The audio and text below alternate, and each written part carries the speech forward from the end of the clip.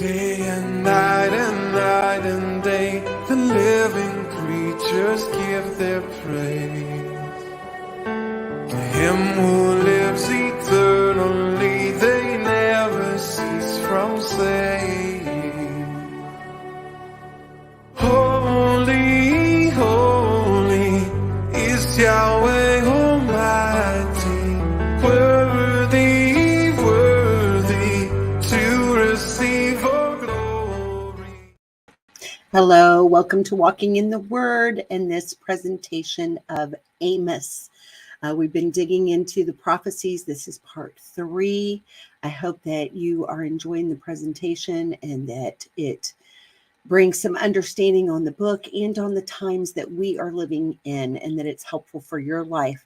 So I'm going to go ahead and share my screen again. This is where we left off on the last presentation, the fact that in Amos chapter 4, that the children would not listen, and it didn't matter the fact that they were, Yah was trying to get their attention through famine. He tried to get their attention through flooding, through the destruction of the food supply, right? Through windstorms, through hurricanes, through snow, like 8 foot, 13 foot, whatever it is, falling on California, right now, through ice storms happening in the Northeast as we speak, through earthquakes happening all over the globe, through unbelievable fires just destroying entire states and communities, through droughts, through blight, through crop failure, through mildew, through plagues coming upon people and sicknesses and destruction of the food supply, through locusts, through war, through disease, through an economic collapse, through widespread death. Nothing was getting the attention of the wayward children. Okay, so let's go on to the next slide. So in Amos 5:13, he says, therefore, the prudent shall keep silence in that time, for it is an evil time. And that's just what it is. You start realizing that, there's not a whole lot that you can scream and shout about. I mean, look at all the people that thought they were doing the right thing to go and stand up for what was happening in our nation and try to stand against the machine of this destructive forces that are in place in our government, and they tried to take a stand for what they believed was right on January 6th, and most of them have been thrown into the dungeon called jails, and they are being given no representation. And I'm not trying to give a yay or a nay on either side of this political argument. I'm saying that with prudence, you've got to understand the times that you're living in and know when to keep silent. Amos 5:4, seek ye me and ye shall live. Ask, seek, knock. That's what we're to be doing. In Amos 5:14, it says, seek the good and not evil, that ye may live. And so Yahweh, the Elohai, Zavaot, right? This is the El of all the host of army angels shall be with you as ye have spoken. Hate the evil and love the good, and establish judgment in the gate. It may be that Yahuwah Elohai Zavaot will be gracious unto the remnant of Yosef.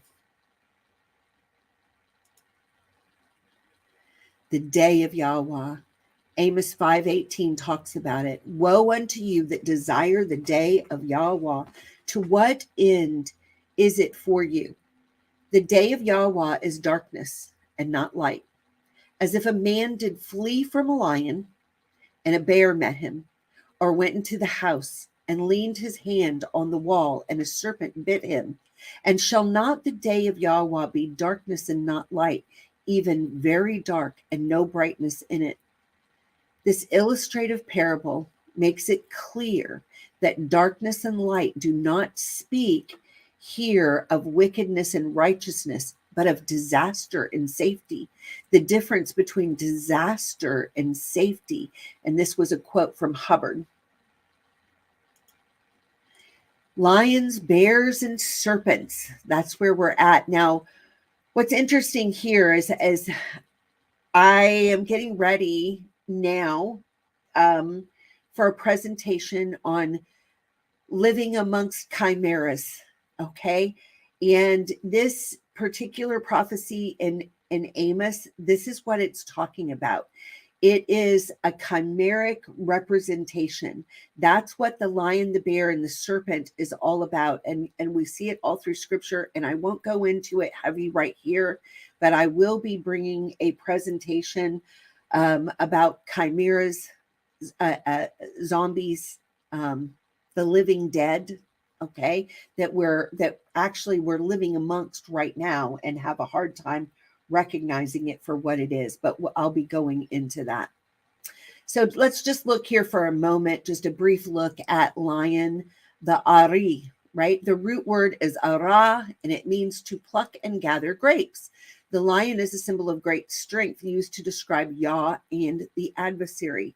It is also used to describe a savage person. Here's a few facts about lions. They typically live in prides of about 10 to 15, composed of mostly females, with the males ranging from 1 to 7 in the pride. The roar of an adult male can be heard up to 5 miles away. The roar of the lioness is not as loud, but it does have a higher pitch. They sleep approximately 20 hours out of every 24. They hunt at night. They exhibit little to no fear as they are confident that they are the king of the jungle. The males patrol their borders for the safety of the pride, while the women hunt at night. The bear, the word is dab. It is a dalet bet. There are two possible primitive roots to this word. One would be the daleth bet aleph, another would be daleth bet bet. The first means to weaken, the second means to chatter, as in passing rumors. Genesis 37:2 says, "These are the generations of Yaakov." Joseph, being 17 years old, was feeding the flock with his brethren, and the lad was with the sons of Bilhah and with the sons of Zilpah, his father's women. And Joseph brought unto his father their evil report. Ra, Dabah. This is describing the brothers' evil report against their father. Okay? They were chattering about their father. I think that I've never seen this in this part of the Torah until I dug into this with this bear and what was actually happening with these brothers. What Joseph heard was an evil tongue against his father. And this is what he went and told. This is why they called him a tattletale, right? And this is why they hated him. Dabah, this is describing the brothers' evil report against their father. The character attributes of Hasatan, the accuser. It's the accuser of Yah and the accuser of the brethren. And this is what happens. This is the nature. If we're trying to look at a characteristic of having a bear characteristic in someone, that characteristic would have the one of somebody that is chattering about someone else, talking behind their back, right? It is a bear characteristic. Proverbs 28:15 says, "As a roaring lion and as a raging bear, so is a wicked ruler over the poor people." Bears are highly evolved social animals with intelligence comparable to that of the great apes. Bears often share friendship, resources, and security. They form hierarchies and have structured kinship relationships. Bears live in a rich and complex scent-defined world, right? They're able to pick up things and think about this in all the animal kingdom, especially when we move on to the story of the chimeras, right? Is this scent. There's a scent that is not available to humans within animals, right? And especially think about it, they have a scent defined world. Okay. They depend on their acute sense of smell for information about the world around them. Their smelling ability is extremely sensitive. You know, I was studying something about spiritual warfare last night, and that was one of the things as I was looking into this thing with chimeras, is that when you've got a wolf man, a dog man, right? Something that has been mixed, mingled, blended, and they have these, they're not fully human anymore, but they look very human, right? But yet they can pick up on smells even from genetics and DNA. It's very fascinating, right? In order to project themselves and attack different people within your family. Okay. There's a lot of depth in this and understanding the supernatural realm. All right. So a complex system. Oh, well, let me go back around this. Okay. They depend on their acute sense of smell for information about the world around them. Their smelling ability is extremely sensitive, with 100 times more nasal mucosa area than a human. A complex system of social messages are communicated through trails of airborne scent. Scent transferred to twigs, branches, and grasses, and scents left on purpose by tree rubbing or biting, as well as scat or urine marks.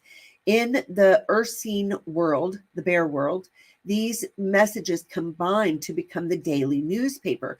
A bear's hearing ability is excellent, and like dogs, bears hear high pitches exceeding human frequency, range, and sensitivity. Bears see in color and have good vision like humans. Bears are fast. They can run more than 60 kilometers an hour. That's 37 miles per hour. That's twice as fast as an Olympic sprinter. In fact, a bear can outrun a racehorse over short distances, but has little endurance. To put their speed in perspective, bears can run 15 meters per second, 50 feet per second. Bears are very strong and powerful animals, and they have been known to bend open car doors and pry open windshields in their search for food. So we're dealing with a supernatural strength.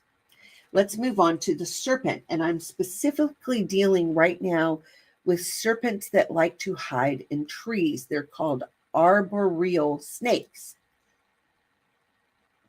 The serpent is known as the Nakash in Hebrew. The word picture, we've got a division, right? A separation of life and destruction, right? There's a wall there. The serpent is trying to build up the destruction of life by inserting a wall where it shouldn't be. All right. That's what they did in the garden. That's what the serpent did in the garden, right? They were after life. They were after the destruction of life. And they made a wall between humans and Yah, right? At the sin of the garden by enticing, right? And arboreal snakes have angled scales on their bellies, which help grip branches, and prehensile tails for clinging to a branch firmly. Many arboreal snakes hunt by sight. They are well camouflaged by their colors. Good morning, Judy. Good to have you here with me. They are well camouflaged by their colors and markings, which blend well with leaves, bark, foliage, or flowers. Furthermore, they often have unique twig-like or leaf-like patterns, helping to disguise them.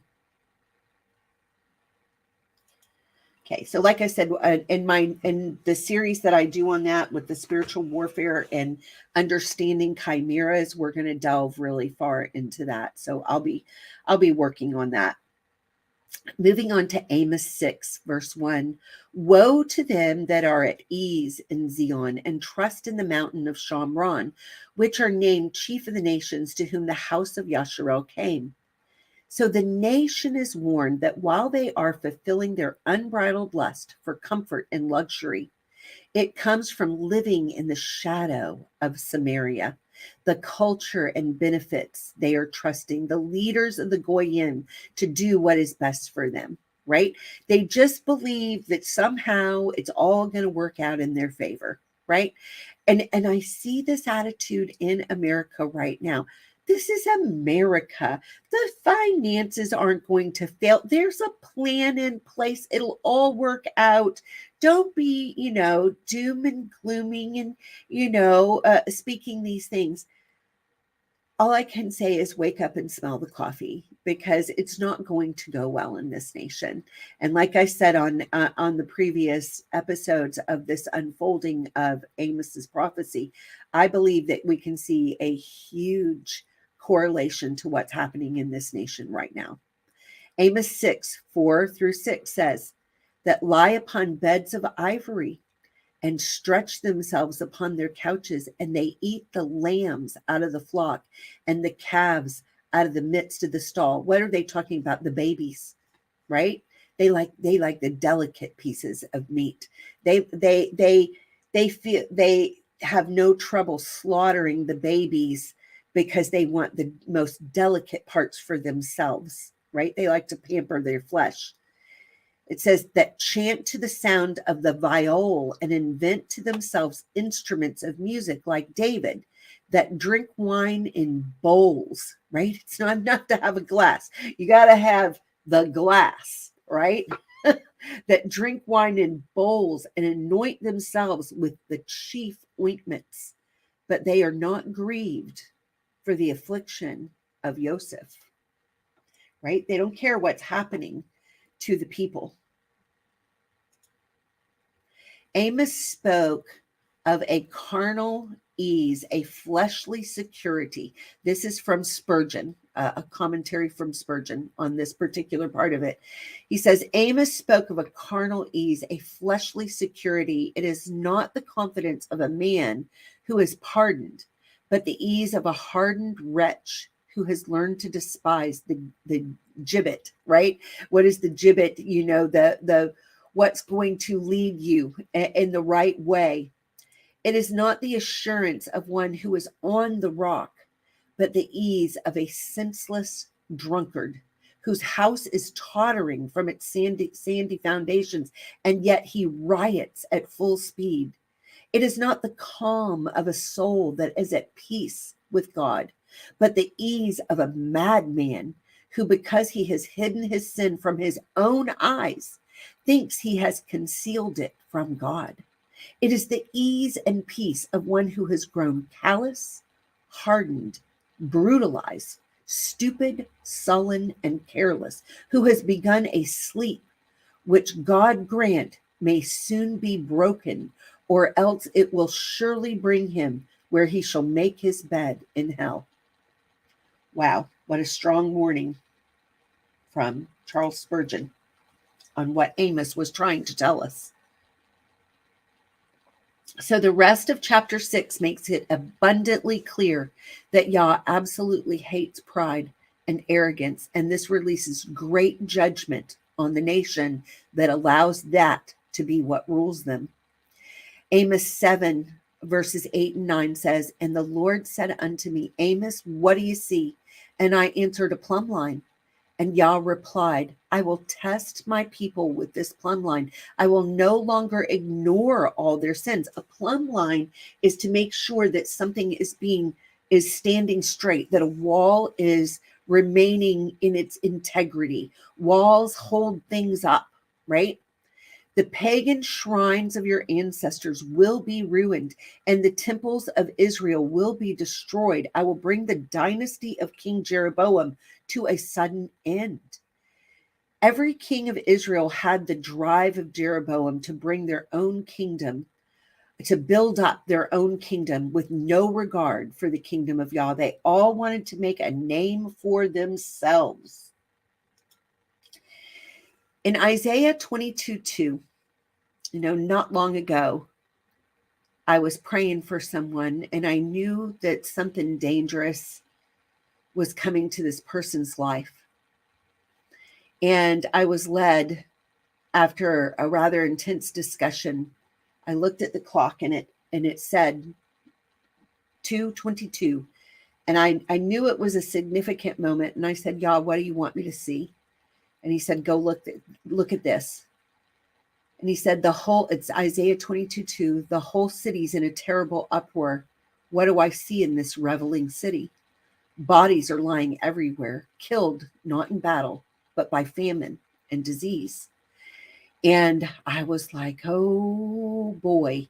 And so I started doing a little digging and on the reveling cities. And I knew 2 cities that destruction's coming to. I've known it now for a little while, and I know destruction's coming on the whole land. But these 2 cities are shining out in what Yah is showing me. I'm certainly not the only one who's seeing things coming on cities, and I know a lot of people are seeing things coming on New York and different things. But these are 2 cities that I'm kind of connected with, and because people that I love are there. And one of them was Orlando, and there is a temple there. It is called the Watt, Florida Dahamarine. It's in Kissimmee, Florida, right? And it's this whole large area, and it's dedicated. This temple is in that land, and the people have done nothing about it. They've embraced it. I've actually seen it with my own eyes, and I was shocked at what's there and being allowed in the land. And the next one is called the Parthenon. It's the temple dedicated to Athena, and it's in Nashville, Tennessee. And I looked at this, and I know that destruction are coming to these cities and the cities around them, right? That they're going to be in a terrible uproar. These are reveling cities. These are party cities, man. This is Walt Disney World and Opryland and Music City, USA. These are party places. This is the party bus. You can take a tour of the city on the drag queen bus. All right. You can revel in it. Isaiah 22:2 says, the whole city's in a terrible uproar. What do I see in this reveling city? Bodies are lying everywhere, killed not in battle, but by famine and disease. Okay. Now, going on, it really reminded me, Jonathan Cahn. I don't know if anybody's ever read it, but he's been writing books and preaching for years now concerning the harbingers of Isaiah and the correlations to America and her leaders actually vowing to build back better, to rebuild the towers of hewn stone. It's found in Isaiah. He's talking about right here. It says, Isaiah 9:8-10 says, the Lord has spoken out against Jacob. His judgment has fallen upon Israel and the people of Israel and Samaria. That's Shamron. Okay, this is exactly what Amos is dealing with. Who spoke with such pride and arrogance will soon know it. They said, we will replace the broken bricks of our ruins with finished stone and replant the felled sycamore trees with cedar trees. And here's this connection in Amos 7:14. But Amos replied, I'm not a professional prophet, right? I didn't go to your school of the prophets, right? I'm not from Edomite wisdom. I haven't been trained in Edomite wisdom. I was never trained to be one. I'm just a shepherd, right? He's saying, I just know how to take care of sheep. I just love sheep. And I take care of sycamore fig trees. The sycamore fig trees, Shalom, Ephrasia. Good to see you here today. So these fig trees, we know that this is a picture of a believer who's supposed to be bringing forth fruit, right? And these things get taken down. So the death of the sycamore fig tree is a prophetic sign that the land would no longer be fruitful. And I love it how Jonathan Cahn literally pointed out that there was a sycamore fig tree planted right there in the zone of the two towers on 9/11 that was destroyed, right? That it was destroyed. And another tree was brought in. I believe it was a type of cedar that was supposed to be the tree of hope, the tree of promise of building back better. And that thing died. And you don't get that. We didn't hear that. There was a big buildup, but they sure didn't talk much about the fact that they couldn't keep it alive. Right? All right, let's move on. Let's move on to Amos 8, 5 and 6. It says, you can't wait for the Sabbath day to be over. He's talking about the condition of their heart. He had a people, they were still, even though they had the golden calves set up and they weren't going to Jerusalem, they were still having temple services, right, that were dedicated to Yah. But what he said is, this is where their heart was at. You can't wait for the Sabbath day to be over, right? They're waiting for sundown, okay? And the religious festivals to end, the 3 times of year, right? So that you can get back to cheating the helpless. You measure out grain with dishonest measures and cheat the buyer with dishonest scales. And you mix the grain you sell with chaff that's been swept from the floor. Then you enslave poor people for 1 piece of silver or a pair of sandals. I saw a connection here in Isaiah 29:13, and it says, and so the Lord says, these people say that they are mine. They honor me with their lips, but their hearts are far from me. Nothing but man-made rules that they've learned by rote.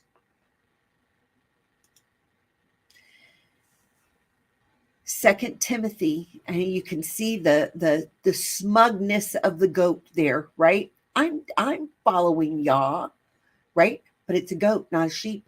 It's smug. 2 Timothy 3, verses 1 through 5.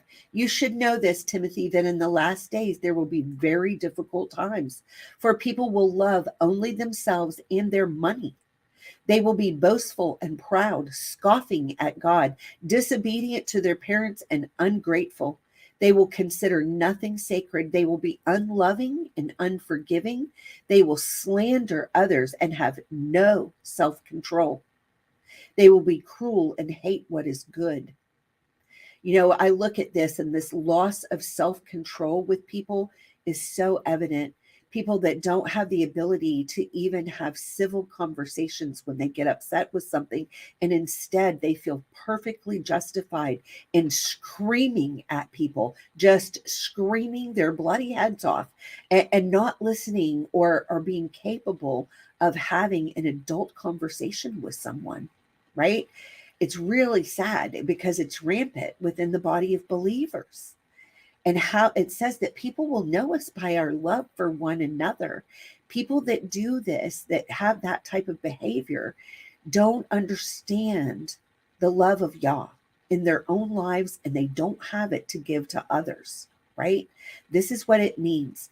It says they will be cruel. They'll hate what's good. They will betray their friends. They'll be reckless. They're going to be puffed up with pride and love pleasure rather than God. They will act religious, but they will reject the power that could make them godly, that could make them righteous, is a better way of saying that could give them a righteous walk. They reject that. Stay away from people like that. That's what we're warned to do in Timothy. And yes, Euphrasia, it is sad. It's sad when we see this happening. Now look at that. Let's go back to Amos 8, verse 6 and 7 for a minute. It says, you mix the grain you sell with chaff swept from the floor. Then you enslave poor people for 1 piece of silver or a pair of sandals. Now Yahweh has sworn this oath by his own name, the pride of Israel. I will never forget the wicked things you have done. Think about right now what's being mixed into our food supply. You got to start reading labels all over the place, because cricket flour, I see the picture of it right there, right next to the bag of whole wheat. That's what I've got on the slide. It's being mixed into the food supply. To me, this is no less than sweeping up chaff off of the threshing floor, right? The chaff is what's removed in order to get to what's actually food, right? To get to what's actually edible. And when you understand the word holy in the pictograph, you can see that that's exactly what it's a picture of, is you get the pure grain. What's unholy is what has fallen away. And that would be, where the bugs are crawling on the floor, which would be like cricket flour. Amos 8:9 says, in that day says the Adonai Yahweh, I will make the sun go down at noon and darken the earth while it's still day. Now, we've already had one example. I was at a friend's house when this happened in 2017, and it's going to be happening again in 2024. Okay. And if you look at it, I just see this as a very, very prophetic picture. And I can see it making a big X right on top of the United States of America. When I used to do things with Dr. Pigeon, we talked about this a lot. The fact that, this X, it's kind of like saying a huge prophetic sign in the heavenlies. There, that almost as if the United States of America can expect to be no more. Does that mean the land will disappear? No. But what we have known America to be as a country, the land of the free, the home of the brave, I think by the time that we get there, personal opinion, maybe I'm right, maybe I'm wrong, I don't know. But I believe that by the time that we get there to April 8th, 2024, what we knew as America will be unrecognizable as the land of the free and the home of the brave. I believe the money system will have been completely replaced. I believe that it will bring what's coming for Yah's people. Thank you, John. I think so. I think it is an ill sign, John is saying. I think it too is an ominous sign. I do. I really do. Yeah. Judgment. I still think that's exactly what's coming. And as I've been pondering this and thinking about it, if we're looking at, it's not that the land disappears, but it's that it is no longer the land of the free and the home of the brave. And this has to happen. And I believe the rest of Amos, as we're looking through it, this has to happen in order for Yah's plan to be put in place for his people. Because to get the kernels of wheat, his wheat, away from the chaff, it takes a great shaking. And that's what I believe that we are about to experience at an accelerated rate. All right. So this is what I think that we can get ready for. Amos 8, verses 11 and 12. Behold, the days come, says Adonai Yahweh, that I will send a famine in the land, not a famine of bread, nor a thirst for water, but of hearing the words of Yahweh. And they shall wander from sea to sea, and from the north even to the east. They shall run to and fro to seek the word of Yahweh, and shall not find it. I think this is a really, really good reason that we have got to spend time in the word right now, getting as much of it in our mind and in our heart and in our being, because they can take away my physical Bible. They can take away the internet. They can stop anybody from bringing presentations on the word of Yah to us on the internet, right? Sorry, no internet today, at least not for you, Chelle Wagner, because you like to talk about Yah, and we are not going to allow you to do that. Plus, you're not even part of our coin-based computer coin-based system that is accessible by your hand or your what's in your forehead in order to give you the access to the internet that you would need in order to, speak your truth. Yah's truth, right? No internet for you. All right.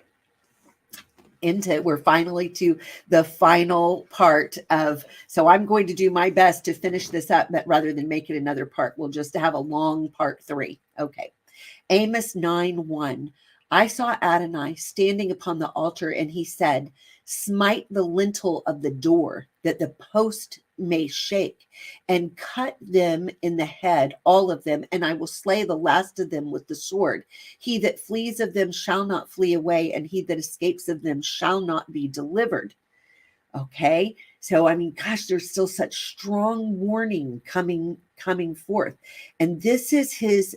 We get down to his purpose for this severe judgment, and we find it in Amos 9:7-9. It says, "Are you Israelites more important to me than the Ethiopians?" asked Yahweh. "I brought Israel out of Egypt. But I also brought the Philistines from Crete and led the Armenians out of Kir. I, the sovereign Adonai Yahweh, am watching this sinful nation of Israel. I will destroy it from the face of the earth, but I will never completely destroy the family of Yasharel, says Yahweh. For I will give the command and will shake Yasharel along with the other nations as grain is shaken in a sieve, yet not one true kernel will be lost." This is our promise. In the midst of judgment, this is the great promise of Yah for those who are his. This is the good news. I love this picture. I drew this picture living in a tent when I had to leave my home because of mold, and I painted this picture of the shepherd that holds the sheep close, that loves us. And I see this in John chapter 10, starting in verse 22. Let's read through it. It says, "And it was at Yerushalayim, the feast of Hanukkah, and it was winter, and Yahusha walked in the temple of Shalomah's porch. Then came the Yahudim round about him and said unto him, How long do you make us to doubt? If you be HaMashiach, tell us plainly. Yahusha answered them, I told you, and you believed not. The works that I do in my Father's name, they bear witness of me. But ye believe not, because ye are not of my sheep. As I said unto you, my sheep hear my voice, and I know them, and they follow me. And I give unto them eternal life, and they shall never perish, neither," and this is where I see that not one grain will be lost, not one true grain of wheat, "neither shall any man pluck them out of my hand. My Father, which gave them to me, is greater than all, and no man is able to pluck them out of my Father's hand." Yes. Thank you, John. He says, the true remnant, praise Yah, the tuft of hair in the fold of the garment. You've got ESK 5. I'm not sure what that is, so put me another comment, because that is really interesting. Okay, and I'm going to keep reading John 2. Let me go on here. Okay, so then in Amos 9:14, it says, I will bring again. Oh, good morning, Lisa. Good to have you with us too. Amos 9:14 says, "And I will bring again the captivity of my people Yasharel, and they shall build the waste cities and inhabit them, and they shall plant vineyards and drink the wine thereof. They shall also make gardens and eat the fruit of them, and I will plant them upon their land, and they shall no more be pulled up out of their land, which I have given them, says Yahweh Eloheka." I have a picture here. This is the paleopictograph in the middle of the word Zion, right? Which I see as going back to the land, going back to Zion, going back to the garden, right? And I made this banner. Gosh, this banner was at least 10 foot long and a good 12, well, it was about 8 feet long, I guess, and a good 12 feet across. I made this. Okay, John put it here for me. He said, Ezekiel 5:3, you shall also take thereof a few in number and bind them in your skirts. Wow. Yeah, I can't wait to do a dig into Ezekiel. I haven't really gotten there in the series that I'm wanting to do on Kings and Prophets, but I can't wait to dig more into Ezekiel. So thank you for that. So this particular banner, I made this, and it took me months and months. And what you see, all of these are like stones that are surrounded by stones, and there's 12 coming out of it's coming out of the nations. So I cut these out to be the different nations, and you see the hands reaching for the zit, right? Out of every nation, you see the hands coming out and reaching for the four corners of the garment. And you see the 12 tribes coming out from four directions, all headed to Zion. I truly believe with all my heart that this will happen. If I didn't believe it with everything within me, I would have never taken 4 months to make a banner that said this, right? And actually, this was such a labor of love for me because I had a grudge in my heart against somebody when I made this. I made this back in 2010 when I made this particular, no, I'm sorry. Yeah, was it 2010? 2009. 2009, I made this banner. So I had a grudge in my heart. Someone in ministry had hurt me tremendously. And I had replayed that thing over in my brain until it had made a rut in my thinking pattern. It had turned into a resentment, a seed of bitterness, and I didn't know how to get rid of it. So this particular ministry was planning a huge conference. And the thing was, nobody there knew I was even angry. And what they had done, it had been years in the making. This resentment of mine had been years in the making. And it was quite justified. However, those justified resentments, when somebody's done us wrong and we know that they've done us wrong, and we are looking for something to make it right, and we don't even tell anybody, but it just sees and it burns, and you think that you keep thinking about it. Oh my gosh, those are the most dangerous kind, right? And so I was at a point where I was sick and tired of being sick and tired from carrying this resentment. So I prayed about it and I said, "Yeah, what can I do? What can I do to get rid of this?" And he said, "You make a banner for their conference and you give it to them." And it took me months to make this, and it was expensive to make. And it took over a whole room of my house. It took over my life for about 4 months. And I cried over every inch of it. But while I did, and the day that I woke up to go and deliver this, I also woke up with a gift of knowing of finally having proof that the man that I was married to was unfaithful.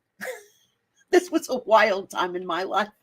And Yah was letting me know it was okay for me to walk away from a marriage that I had been in for 16 years where he had been unfaithful, right? And so what a day, what a time period this was in my life. And so anyway, that's where this banner came from. And I just believe with all my heart that if we stay true and we stay steadfast, and Yah has allowed us to live through what's coming upon the earth, right? That he's going to remove his people and give us a highway home, a way to come home and walk that path that leads to his promises for us and his goodness for us. Okay.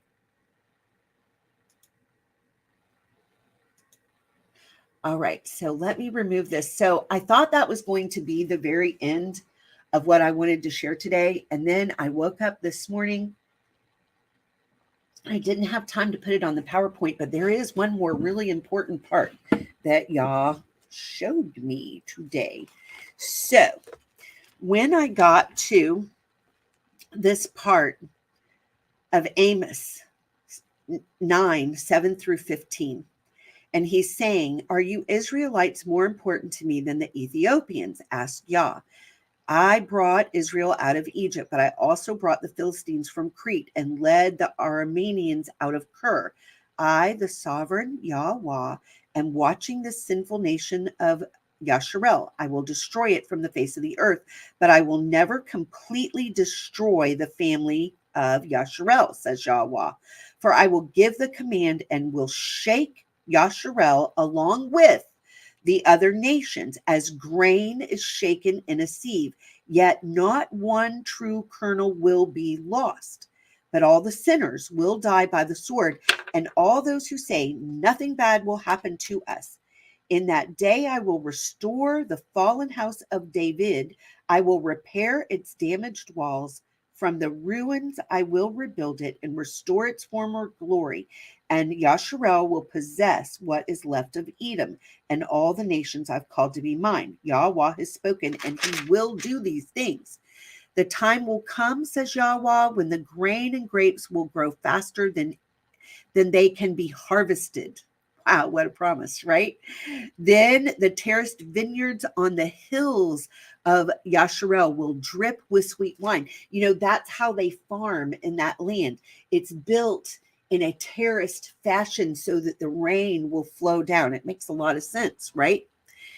"I will bring my distant lands, and they will rebuild the ruined cities and will live in them again.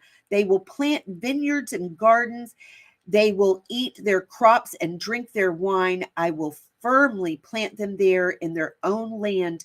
They will never again be uprooted from the land I have given them, says Yahweh, your Elohim."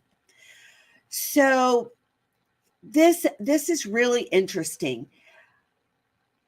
I woke up this morning, and like I said, I thought that last slide was my last slide, right? And I woke up this morning, and like I do every morning, I said, "Yeah, is there anything you want to share with me before I get up and start my day?" That's just always how I start my day. I make sure that no matter what's happening in my day, if I have to start my day at 5 a.m., I'll set the alarm at 4 to get up and ask, "Yah, do you have anything you want to speak to me before my feet hit the floor and I start being drug in different directions?" So this morning, when I woke up, what he shared with me, he always gives me an address. So it was Isaiah 17. So I start reading it. I'm going to read it to you, okay? It says, "Look, the city of Damascus will disappear. It will become a heap of ruins." Okay, so this is talking about exactly what Amos is talking about when these different places are destroyed in the first part of the book of Amos, right? It says, "Look, the city of Damascus will disappear. It will become a heap of ruins. The towns of Aurora will be deserted. Flocks will graze in the streets and lie down undisturbed with no one to chase them away," right? It'll be a desolate place. Okay. "The fortified towns of Yasharel will be destroyed, and the royal power of Damascus will end." It's so funny because this is not, if you go to a mainstream church, that it does not say, they do not preach this. Okay. They're not preaching the destruction that's coming along to Israel too. Okay. In fact, within the political movement and the church system that really backs the Republican political movement, you will hear a lot of rah Israel as the nation and the political power, not as the people of Yah. All right. That's what's popular in mainstream Christianity. Yet, this is what Yah's word says.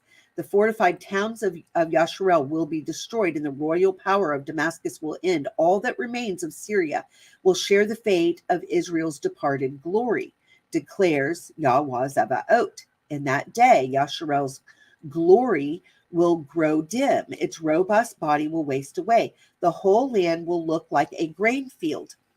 And after the harvesters have gathered the grain, okay? This is really interesting because I'm going to show you this totally points to a Torah portion, okay, called Kodashim. All right. This is exactly what it's pointing to. It's out of Leviticus 19 and 20. And so we'll go there, but let me finish reading this. And that day, Yasharel's glory will grow dim. Its robust body will waste away. The whole land will look like a grain field after the harvesters have gathered the grain. What's left? Chaff, right? That's what's left on the floor.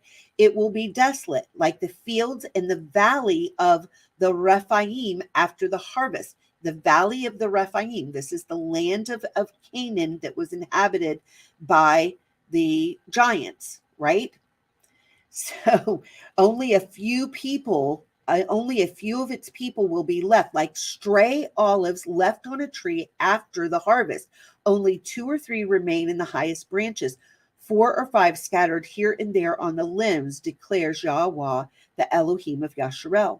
Then at last the people will look to their Creator and turn their eyes to the Holy One of Yasharel, the Kodesh one, right?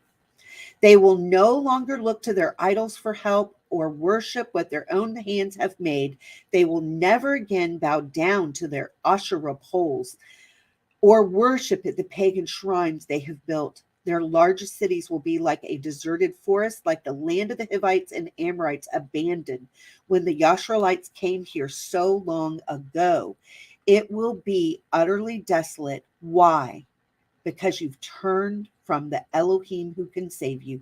You have forgotten the rock who is able to hide you, so you may plant the finest grapevines and import the most expensive seedlings. They may sprout on the day you set them out. Yes, they may blossom on the very morning you plant them, but you will never pick any grapes from them. Your only harvest will be a load of grief and unrelieved pain. Listen, the armies of many nations roar like the roaring of the sea. Hear the thunder of the mighty forces as they rush forward like thundering waves. But though they thunder like breakers on a beach, Yahweh will silence them and they will run away. They will flee like chaff scattered by the wind, like a tumbleweed whirling before a storm. In the evening, Yasharel waits in terror, but by dawn, its enemies are dead. This is the just reward of those who plunder us, a fitting end for those who destroy us. I mean, Yah is on our side. It's amazing. So to look at this, to see the connection here in this Torah portion called Kodashim, which is the Torah portion where it is Leviticus 19 and 20. The Haftorah is what I just read at Amos 9, 7 through 15. And this Torah portion in my Bible, this one in the New Living Translation, which is what I have because of ease of reading sometimes when I'm sharing, not because I think it's the best translation. I love my Sefer because I love the going back to the Hebrew and the restoration of the Aleph Tav and so many things in it. But I share out of this sometimes just for ease. But it's entitled right here, Holiness and Personal Conduct, right? It's a putting down of our nature and our rights and our what we think is how things should be, and allowing the threshing process in our lives so that the true grain, the real fruit will be left there, a real kernel of fruit. So it says, Yahweh also said to Moshe, give the following instructions to the entire community of Yasharel. You must be holy because I, Yahweh, your Elohim, am holy. And it goes into having respect for your mother and father, having respect for your leadership, and staying sexually pure and genetically pure. It goes into this whole thing about not mingling the seed, not making chimeras. And I've mentioned this a couple of times on here. That's going to be my next area where I'm really going to dig. I'm going to be bringing some of this, because I am of the firm opinion that chimeras are all around us right now. I believe it's been in place for a long time. I believe that we are living in a day of the mixing and mingling of the seed. You can see it. The little bit we know from the genetic experiments that have taken place, and the little bit that we're privy to on what's going on in the sciences and in the biolabs and in the nanotechnology, it's so much more.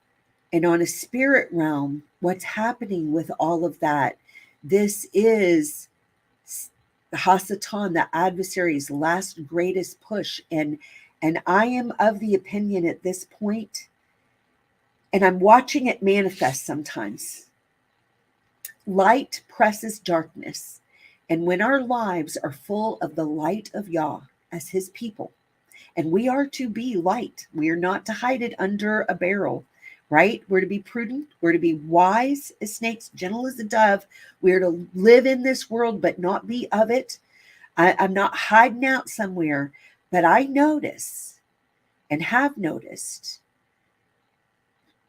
at times when Yah allows me to see it, when I go into public places, certain people that have taken on a mixed nature begin to manifest, for lack of a better word. It's like the light infringes on the darkness. And it's not that I'm any great person, but the light of Yah is in me.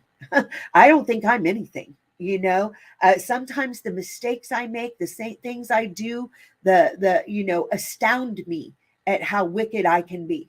The thoughts that hit me, it astounds me. However, Yah is my Elohim, and I am his. And I present myself for correction to him. And I ask him to search me and know me and search out if there be any wicked way within me, because I don't want it. I want to be pure fruit that is from his seed, which is his word. And that's what I want the fruit of my life to be representing, right? The proliferation of the seed, some 100-fold, some 60-fold, some 30-fold, right? And there's a huge teaching in that has to do with Abraham, Isaac, and Yitzhak, and Yaakov, right? That Abraham lived to be 100. And when he had Yitzhak and produced that fruit, there was the 100-fold, okay? Isaac was 60 when when Jacob came forth, right? That's how old Isaac was, 60. And then Joseph, who was the fruit from Yaakov, who became known as the fruitful tribe, right? Who ended up having Ephraim and Manasseh, the fruitful ones. He began his ministry at 30. And I'll do some teaching on that and lay it out like in a PowerPoint and stuff where we can see it. But it is really interesting. And what was it in them? It was the good fruit. It's what's left over in the threshing process. It's the kodashim. It's the holiness, right? That's what it is. It's the good fruit. That good fruit is it's his word, and it reproduces in us, and it goes out to others. It's his good seed that's been planted in us, and not one kernel can be snatched out of his hand, right? But I'm working out my salvation with fear and trembling every day, submitting my heart. All right, so that was what I had to share with you guys today. I hope that it has been a blessing to you. I hope that you hear Yah's message for you within this message, okay? And I wish you shalom and blessings until next time. Day and night and day, the living creatures give their praise to Him who